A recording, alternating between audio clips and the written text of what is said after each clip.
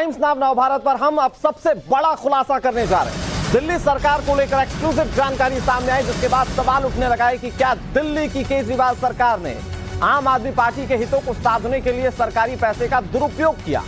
मामले को समझिए। दरअसल जासूसी के आरोपों में घिरी दिल्ली की केजरीवाल सरकार राजनीतिक जासूसी के लिए फीडबैक यूनिट के इस्तेमाल कर रही थी, यह आरोप उस पर लग रहा है। फीडबैक यूनिट के बारे में सीबीआई की शुरुआती जांच में खुलासा हुआ है। राजनीतिक जासूसी के लिए फीडबैक यूनिट का इस्तेमाल किया गया, यह सीबीआई की शुरुआती जांच में सामने आया। सीबीआई ने 12 जनवरी को सतर्कता विभाग को शुरुआती रिपोर्ट सौंप दी है। डेप्यूटी सीएम मनीष सिसोदिया के खिलाफ मामला दर्ज करने की मंजूरी मांगी गई। दिल्ली के लेफ्टिनेंट गवर्नर वीके सक्सेना से मंजूरी मांगी गई है। मनीष सिसोदिया पर सतर्कता विभाग की जिम्मेदारी थी, जहां केजरीवाल सरकार ने 2015 में फीडबैक यूनिट बनाई थी। विभागों के कामकाज के बारे में जानकारी जुटाने की दलील दी गई थी और साल 2016 में दिल्ली सतर्कता विभाग के अधिकारी ने शिकायत की थी। और उसके बाद अब इस मामले में जब सीबीआई की शुरुआती जांच में यह पता चल रहा है कि राजनीतिक तौर पर राजनीतिक पार्टियों की जिम्मेदारी जुटाने के लिए इस फीडबैक यूनिट का इस्तेमाल किया गया। आरोप बहुत सीधा है कि सरकारी पैसों का दुरुपयोग दिल्ली की केजरीवाल सरकार कर रही है। भवतोष हमारे सहयोगी इस खबर पर ज्यादा जानकारी के साथ जुड़ गए। हमारे साथ हमारे सहयोगी पुलकित नागर भी जुड़ गए। पहले भवतोष आप ही का रुख कर लेते हैं। फीडबैक यूनिट का नाम दिया गया भवतोष, लेकिन अब शुरुआती जानकारी मिल रही है कि इसका इस्तेमाल राजनीतिक तौर पर किया गया। आम आदमी पार्टी ने अपने उपयोग के लिए उसका इस्तेमाल किया। क्या जानकारी आपके पास?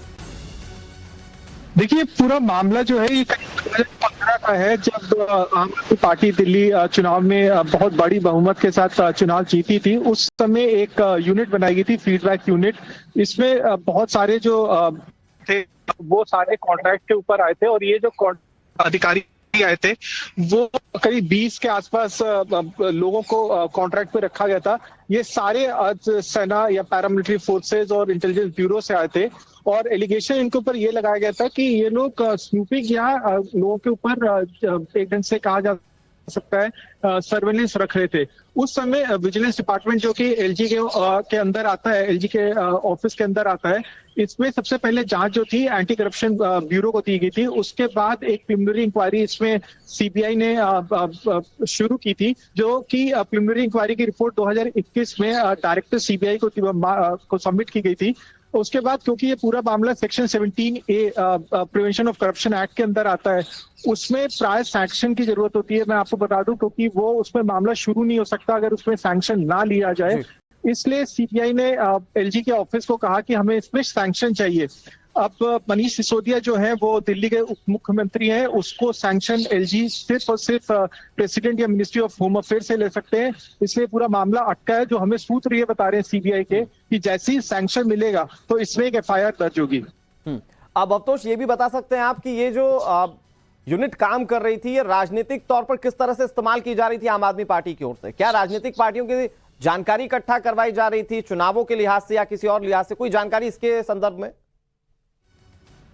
देखिए, आम आदमी पार्टी ने ये कहा था कि वो सिर्फ लोगों की जो मुश्किलें होती हैं अलग अलग डिपार्टमेंट को सॉल्व करना चाहती है, उसको सुनना चाहती है। लेकिन जो शुरुआती जांच जो इसमें हुई थी 2017 में, उसमें ये कहा गया था एक ना ये पूरी यूनिट को कोई भी लीगैलिटी नहीं थी, इसको कोई कानूनी वो नहीं था, इसके ऊपर कोई सैंक्शन नहीं था, और ये एक ढंग से सर्वेलेंस कर रही थी अधिकारियों के ऊपर, राजनीतिक दलों के ऊपर।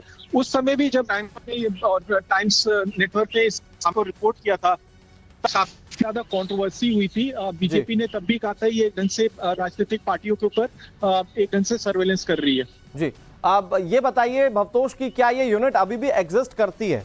और क्योंकि आपने कहा कि अधिकारियों के ऊपर ये लोग स्नूपिंग कर रहे थे, पॉलिटिकल पार्टियों के ऊपर स्नूपिंग कर रहे थे, क्या उसको लेकर कुछ स्पष्ट हो पाया? कौन से नेता थे, कौन सी राजनीतिक पार्टियां थी?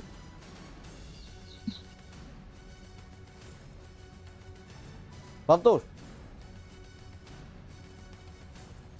चलिए, हो सकता है भवतोष तक हमारा संपर्क ना हो पा रहा हो। इन्हीं सवालों के साथ भवतोष का रुख एक बार फिर से करेंगे। पुलकित हमारे साथ जुड़े। मैं पुलकित, इससे पहले आबकारी विभाग में घोटाले को लेकर मनीष सिसोदिया और आम आदमी पार्टी के इर्द गिर्द जांच की सुई घूमती रही। अभी वो मामला चल रहा है, लेकिन अब इस एक नए मामले में सीबीआई जब इस बात की मांग कर रहा है कि मनीष सिसोदिया के खिलाफ, जो कि उप मुख्यमंत्री हैं, उनके खिलाफ केस दर्ज करने की इजाजत दी जाए, मामला क्या नजर आता है इसमें? राजनीतिक तौर पर अब किस तरह से चीजें निकलकर सामने आएंगी?